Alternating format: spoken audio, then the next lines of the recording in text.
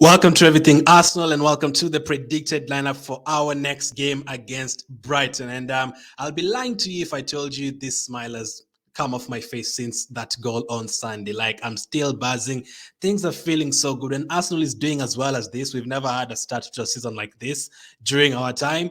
It feels so nice. And I'm able to sleep for more hours. I'm able to do more stuff, knowing Gabriel, Saliba, Ben White, Arsenal's defenders. It really does feel good. So next up, we get to play our first Carabao Cup game of the season.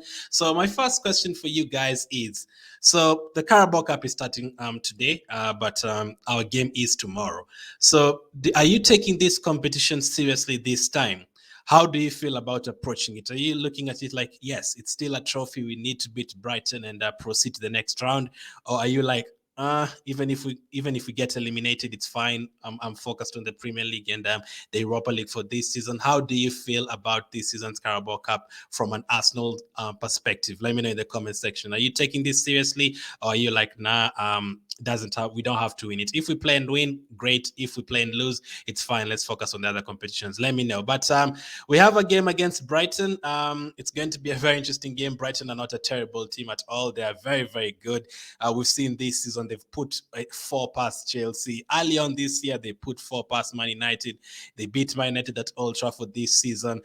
They beat us last season at the Emirates Stadium at the end of last season, almost the end, and those were one of the results that cost us Champions League football last season. So Brighton are pretty good. They've gotten a new manager.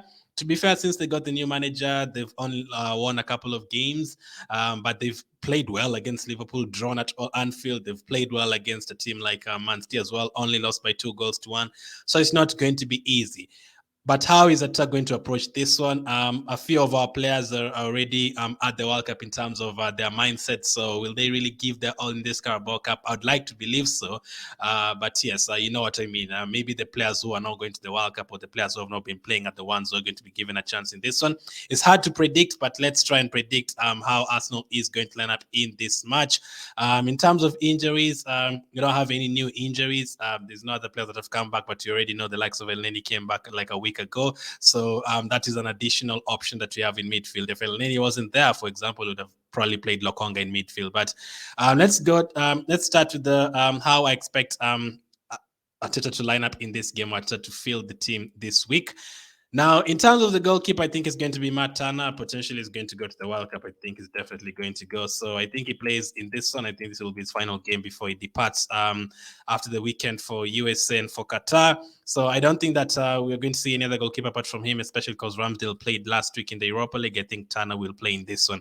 Defensively, I think a couple of positions you can predict, but the other ones pretty hard. So left back, since Zinchenko played in the last game, I think Neny will start in this one. And also, since he's not going to the World Cup, I would not be surprised. Zinchenko as well is not going to the World Cup, but we don't have any problem with the left back. So at least they will be here and they will be practicing and training, and no injuries during international duty. So Neny starts in this one, and then I'd expect Zinchenko to start over the weekend. In terms of centre backs, it's pretty hard because this season we have seen sometimes Saliba starting with Holding, sometimes Gabriel starting with Holding in the Europa League. Could we see this time? Maybe if Tomiyasu was fit, you could have seen him at centre back in this one. Obviously, you don't want to just approach and change everyone unless you don't care about this competition at all. If you approach this game with just the second and third team, Brighton is very capable of scoring 4 or 5 goals against you. They're a pretty good team. Depends on how much they rotate as well. But since they don't have any European competition, they might take this one seriously. So I think Rob Holding will still start in this competition. I think these two competitions are made for him in terms of experience and obviously in terms of a second choice player. So Holding starts, but who starts next to him? Is it going to be Ben White, who might end up at the World Cup? Saliba might end up at the World Cup as well. I expect both of them to be picked. We get to know that on Wednesday and Thursday in terms of French team and English team. But I think Saliba will start in this one next to Holding. Last week, the likes of Holding obviously played against PSV. I think Gabriel played in that game, or Saliba. I don't even remember who played against PSV, but I think Saliba will start with this one again, with Holding, and then maybe come off for Ben White or something like that. And then right back, I think Cedric will get the first start of the season. I think that is one position that will definitely rotate Cedric to start the first game of the campaign. So far, this is what we have in terms of goalkeeper and defense. Matt Turner in goal, Neny, Holding, Saliba, and Cedric in defense. So I'm pretty sure about Tierney in holding. I think they'll definitely start. Cedric probably 70% he starts. The one for Saliba is definitely very hard. It's hard to predict if he's going to start or not. It could be him, it could be Gabriel, and then holding moves to the right side, or it could be Ben White, depending on how Arteta approaches it and how he approaches the Wolves game this weekend. Let's move forward in terms of central midfield. I think Neny will start. He'll get his first start of the season, first or second.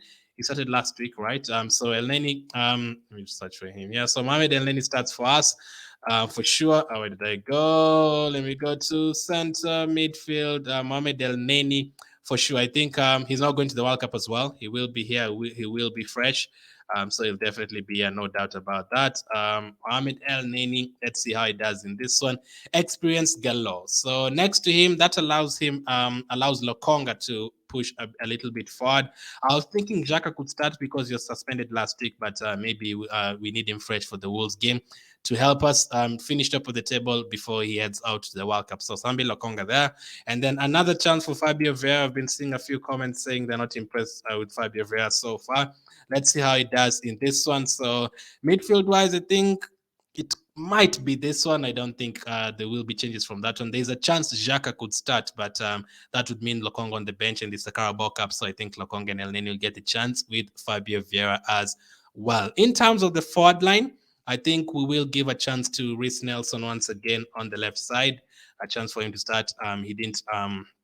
He's not started a lot of games. He got a chance against Nottingham Forest, did his thing, and against PSV last week, didn't really get to the ball at all. PSV absolutely dominated us. So let's see how he does in this one against Brighton. And then I think striker-wise, it's going to be Cedric and Nketiah starting up front.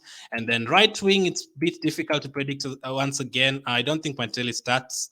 Saka didn't after he got injured against Nottingham Forest. He didn't start against PSV, but he started against Chelsea. So I think he will start in this one and probably get subbed off early on. I'm expecting him to go to the English squad in terms of the World Cup. So he also doesn't want to get injured. I'm sure most of the players who are playing right now for their clubs, none of them wants to get injured. So I'm not sure how they usually approach the games. I'd like to talk to those players and ask them, do you like kind of think about injury? Maybe if I get an injury last minute, just before the World Cup, no player wants to get injured.